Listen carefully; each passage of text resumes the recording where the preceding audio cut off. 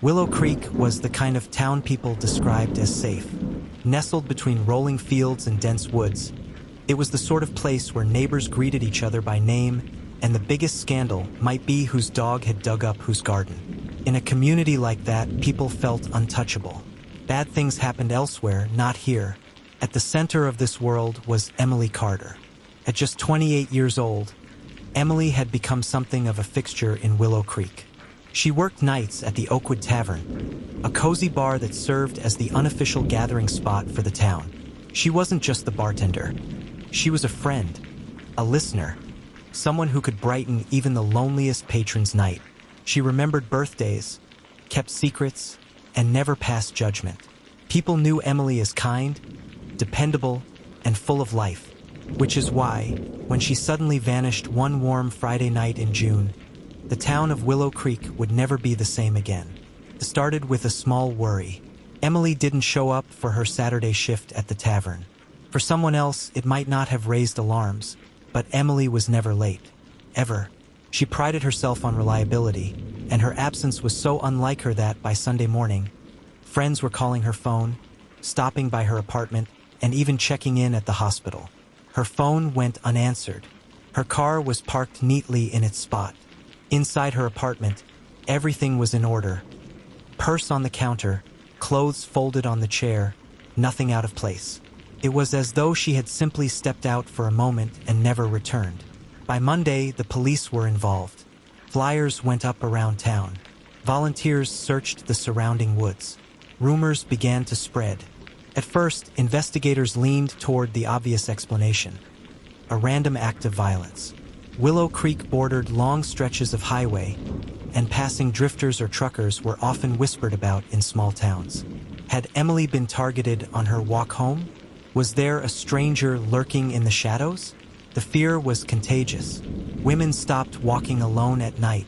Parents kept children closer. For the first time in years, Willow Creek didn't feel safe.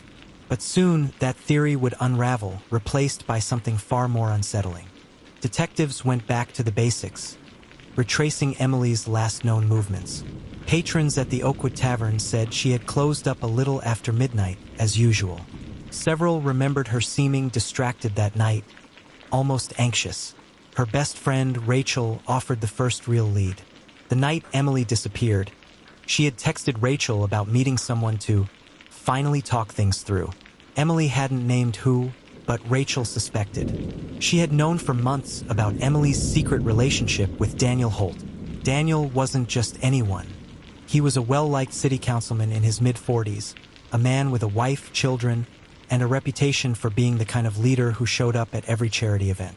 To most of Willow Creek, Daniel was untouchable. But to Emily, he was something else. A secret she had been carrying for nearly 2 years. When investigators questioned Daniel, he admitted he had been with Emily that night. They met in his car, talked for a while, and according to him, she stormed off around 1 a.m. upset and angry. He claimed he hadn't seen her since. At first, his story seemed plausible, but detectives kept digging. Surveillance footage from a gas station 2 towns over showed Daniel's car driving toward the back roads at nearly 2:15 a.m., long after Emily supposedly walked away. When pressed about this, Daniel fumbled, claiming he was just out for a drive. Detectives now had more than suspicion. They had a man whose alibi didn't fit the evidence.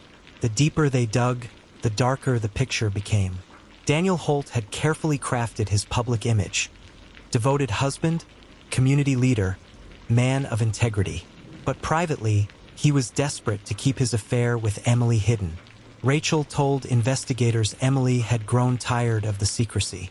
She wanted more or nothing at all. And on the night she disappeared, Emily was prepared to end things. For Daniel, that was unacceptable.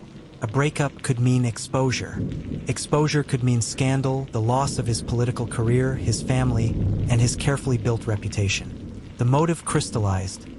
Silence Emily before she could speak. Phone records placed Daniel's phone near the wooded area outside Willow Creek in the early morning hours after Emily vanished.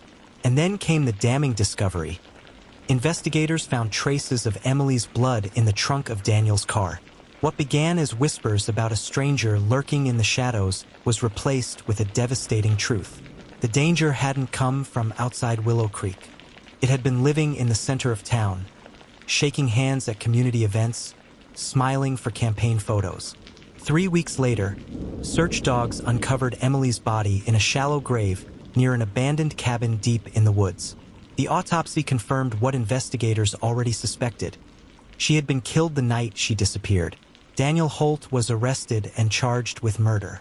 The courtroom was packed during his trial, filled with neighbors, friends, and townsfolk who had once trusted him implicitly. They listened in shock as prosecutors laid out the timeline, the evidence, and the motive. A man so terrified of losing everything that he chose to end the life of a young woman beloved by her entire community. For Willow Creek, the revelation was almost too much to bear. They had prepared themselves for the idea of a faceless predator, a nameless drifter. But the true predator was someone they had welcomed into their homes, someone they had voted for, someone they had trusted. In the end, justice was served. Daniel Holt was sentenced to life in prison without parole. But for the people of Willow Creek, justice didn't erase the loss. The Oakwood Tavern would never feel the same without Emily behind the bar, her smile lighting up the room. And perhaps the cruelest twist of all was not just the crime itself, but the betrayal, the realization that the man they had admired most had harbored the darkest secret of all. Emily Carter's story became a reminder that in small towns, darkness doesn't always come from outside. Sometimes it hides in plain sight, wearing a familiar face, shaking your hand, and smiling across the bar.